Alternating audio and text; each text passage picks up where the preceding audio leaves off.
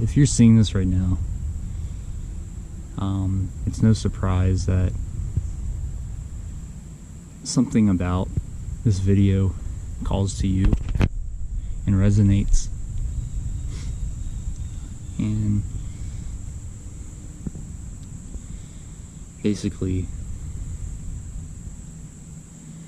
in this video I'm going to discuss the hidden worlds within nature, and talking a little bit about some of the things that we can see with the naked eye, but also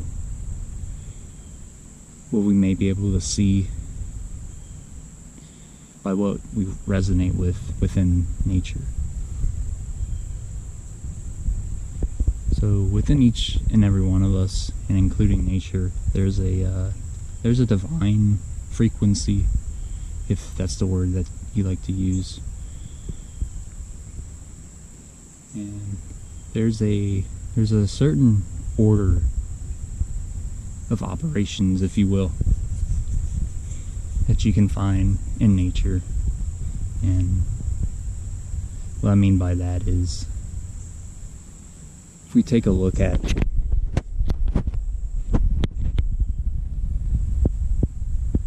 some of the fauna and the flora, as well as the trees, we can see a pretty unique and interesting order of operations, as I was saying. And by this I mean, with the tree growing up and outcasting its canopy, it can provide enough shade and just the right environment for the undercarriage and the undergrowth to start developing. So shrubs or plants, anything of that nature. So some of these, it provides the natural growth to harbor and nourish life around it, so that the ecosystem can thrive. And this is what's sort of discussed in, biology.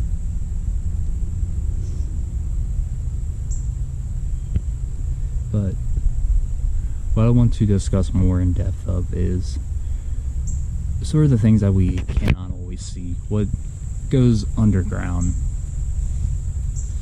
And within this vast ecosystem of just biodiversity,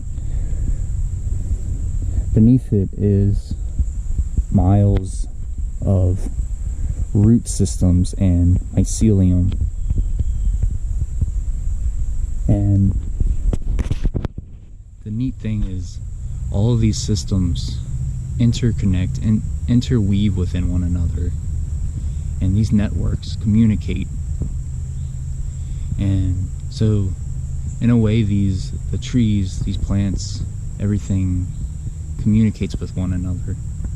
And not only that, but it also provides nourishment of nutrients and food that it needs, water and sugars, for it to help the environment grow within, around it.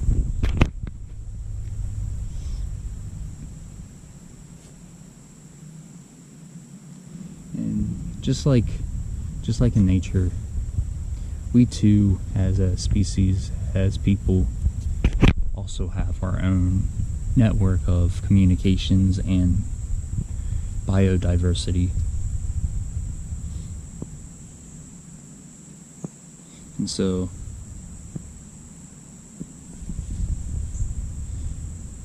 when we think about the bigger picture, we can realize that we're not much different to what we see here in nature.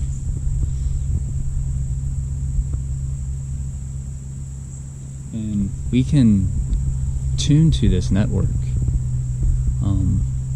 And this is something that our ancestors have done for thousands of years. And from many different traditions. Many of them had this language. It was almost as if it was a second language, or even a first language, before we started to develop our own sort of languages, and eventually what we have come to now in modern days, English. If you're in the United States or Europe countries. And so when we get in tuned with this sort of energy frequency, we can begin to realize that we're not much different than what we're surrounded with in our ecosystem, in our community.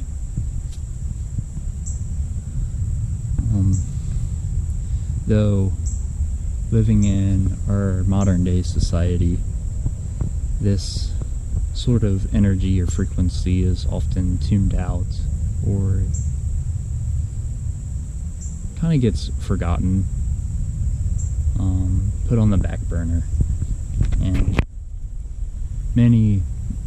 there's many reasons, but often the main reason is because of all of our modern day distractions and escapisms that we have,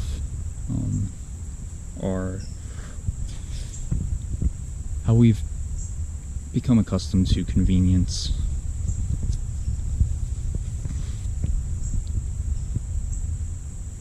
And so, with all of the sometimes chaos that comes with that, there's a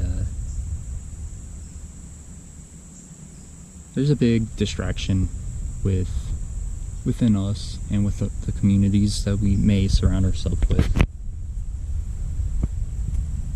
that leaves us with not so much of a clear mind that we may experience when we're in nature. And we can find this out by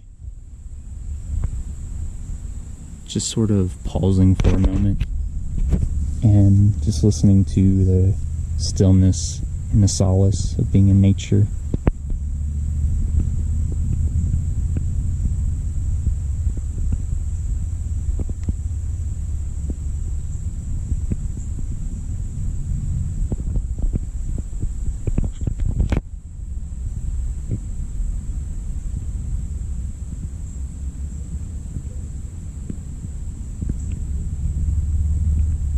And even while watching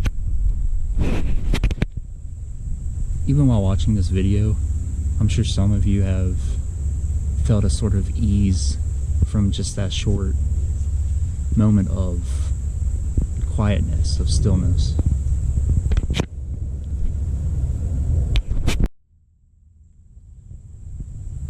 And that's because there's just so much distractions in our modern life, from anything from bustling cities of just cars and traffic, to airplanes passing by, to constant deadlines within our jobs or within life in general.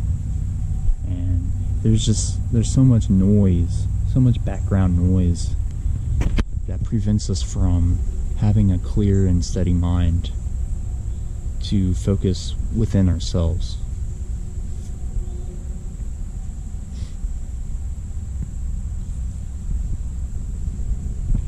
And so it can become difficult to tune into this frequency of this energy that is apparent and inherited within all of nature.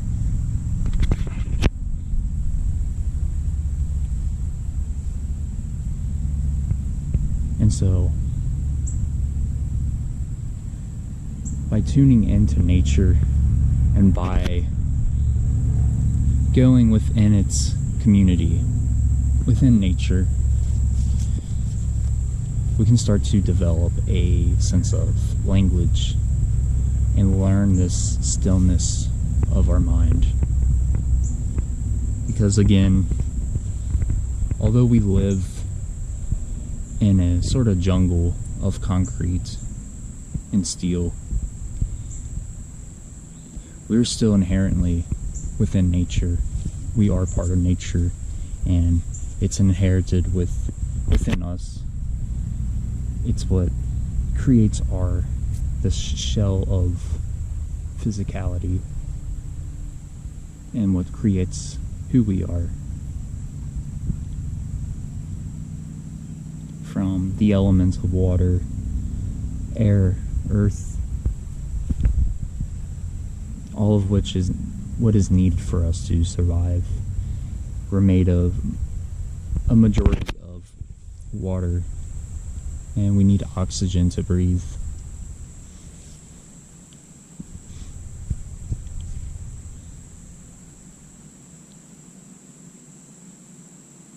And like I said, one of the main ways of being able to, again, tune into this energy is, of course, going into nature, going on hikes, just walking in nature. These little steps, you can begin to clear your mind and experience all of what there is in life, of clarity, of solace. You begin to see the duality of life and death, and yet within the duality, it all coheres with one another.